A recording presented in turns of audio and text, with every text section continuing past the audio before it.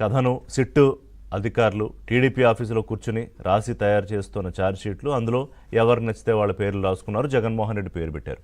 ఇది సకల శాఖాధిపతి సజ్జల రామకృష్ణారెడ్డి లిక్కర్ స్కామ్కి సంబంధించి మొదటి నుంచి చేస్తున్న కామెంట్స్.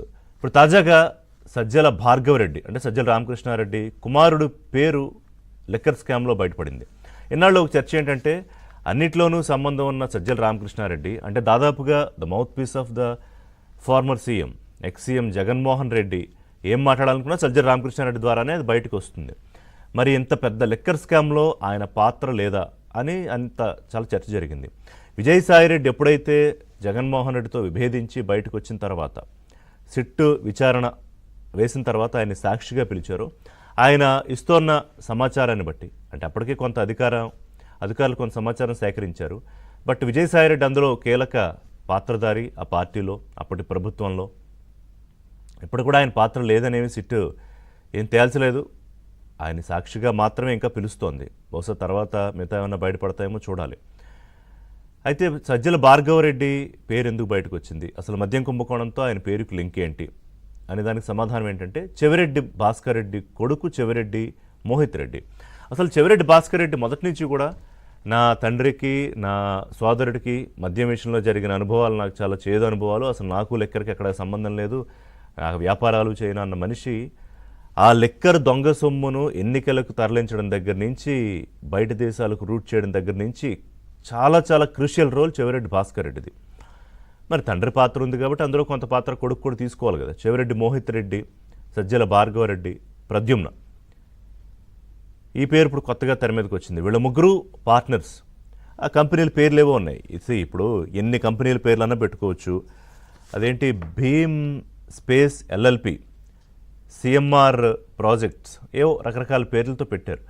మీకు ఈ షెల్ కంపెనీలు కేవలం పేపర్ మీద ఉండే కంపెనీలు, లేదా పేరుకి ఏదో ఒక బిల్డింగ్, ఏదో ఒక పాత బిల్డింగో లేకపోతే ఒక రేకుల షెడ్డో లేకపోతే ఒక షట్టరో తీసుకుని ఆ కంపెనీ అడ్రస్తో రిజిస్టర్ చేసి ఉంచుతారు. ఈ షెల్ కంపెనీలు అంటే మీకు ఒక విషయం గుర్తొస్తుందా, గత కొద్ది కాలం వెనక్కి వెళ్తే అసలు తెలుగు ప్రజలకు ఈ షెల్ కంపెనీలు ఏంటి, ఈ మనీ లాండరింగ్ ఏంటి అని విపరీతమైన నాలెడ్జ్ వచ్చిన కేసు జగన్మోహన్ రెడ్డిది.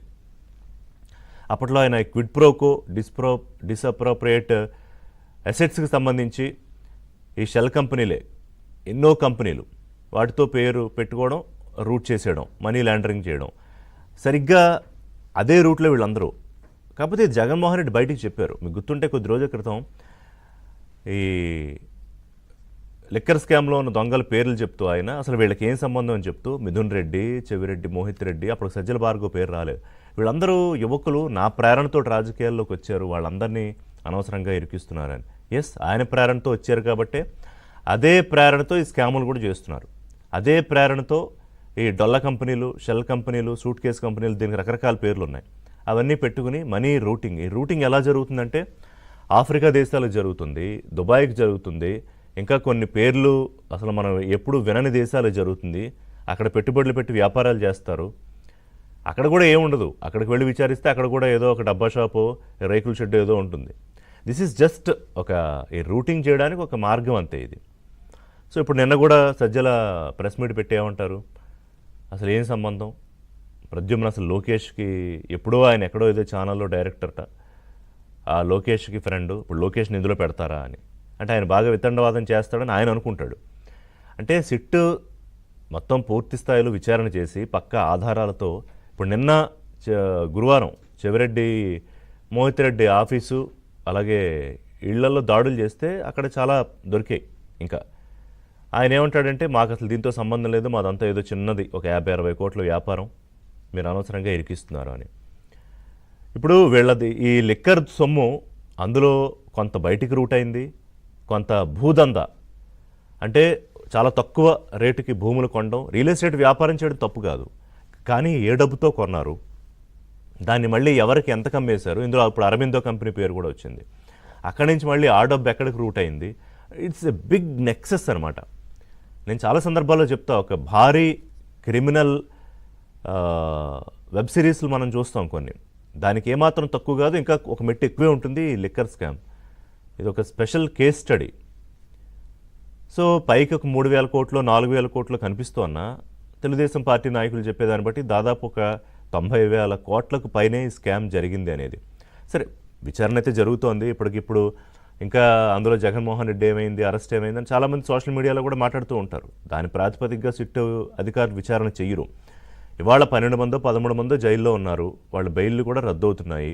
సరే, ఒకళ్ళకో ఇద్దరికో బెయిల్ వచ్చిందనుకోండి కొన్ని గ్రౌండ్స్ మీద. సో దీని విచారణ ఎంతవరకు వచ్చింది, పూర్తయిన తర్వాత అందరూ చెప్తోన్న ఈ లిక్కర్ డాన్ వరకు సిట్టు వెళుతుందా, ఆయన జైలుకి వెళ్తారా, పాపం ఏమీ తెలియని అమాయకులందరి పరిస్థితి ఏంటి, అది జగన్మోహన్ రెడ్డి గారి భాషలో చెవిరెడ్డి భాస్కర్ రెడ్డి అన్నా, లేకపోతే ధనుంజయ రెడ్డి అన్నా, కృష్ణమోహన్ రెడ్డి అన్నా ఆయన చెప్తారు పేర్లు. వాళ్ళకి అసలు ఏం సంబంధం లిక్కర్ స్కామ్తో అని. తాజాగా ఇప్పుడు అప్పటి ఎక్సైజ్ శాఖ మంత్రిని కూడా ఆయన ఫోన్ కూడా ఫోరెన్సిక్ తీసుకుని విచారణకు పంపిస్తున్నారు. అందులో కూడా కొన్ని పేర్లు బయటకు వచ్చాయి, ఇంకా సిట్ అధికారులు బయట పెట్టలేదు. ఆయన ప్రత్యక్షంగానూ పరోక్షంగానూ నాకేం సంబంధం, వీళ్ళంతా ఎక్కడో కూర్చొని చేసుకుంటే అన్నట్టుగా కూడా చెప్పారని అంటున్నారు. సో ఓవరాల్గా ఇప్పుడు వీళ్ళ పాత్ర ఏంటి, ఇంకా తవ్వితే ఈ డొంక ఎంతవరకు వెళ్తుంది అనేది మాట్లాడదాం. అసలు అంటే చాలామంది ఏంటంటే అసలు ఇంత పెద్ద స్కామ్లో సజ్జలు లేకుండా స్కామ్ జరుగుతుందా అని చెప్పి కూడా వాపోయారు. సో వాళ్ళందరికీ ఏంటంటే డిసప్పాయింట్ అవ్వక్కర్లేదు. సజ్జల భార్గవరెడ్డి పేరు ఇప్పుడు బయటకు వచ్చింది. సో దట్ మరి సజ్జల రామకృష్ణారెడ్డికి లింక్ ఉందా, లేకపోతే ఆయన వేరే కార్యక్రమాల్లో అప్పుడు బిజీగా ఉండడం వల్ల దీంట్లో పెద్దగా చిన్న వ్యవహారంలో దృష్టి పెట్టలేకపోయారా, అవన్నీ కూడా బయటకు వస్తాయి. నిన్న వీళ్ళు విచారణ ఈ తనిఖీలు చేస్తున్నప్పుడు ఏంటంటే రాజకేశరెడ్డికి సంబంధించిన ఇంకా బయటపడతాయేమో అని చూస్తే అప్పుడు సర్ప్రైజింగ్లీ సజ్జల భార్గవరెడ్డికి సంబంధించిన ఆధారాలు బయటపడ్డాయి.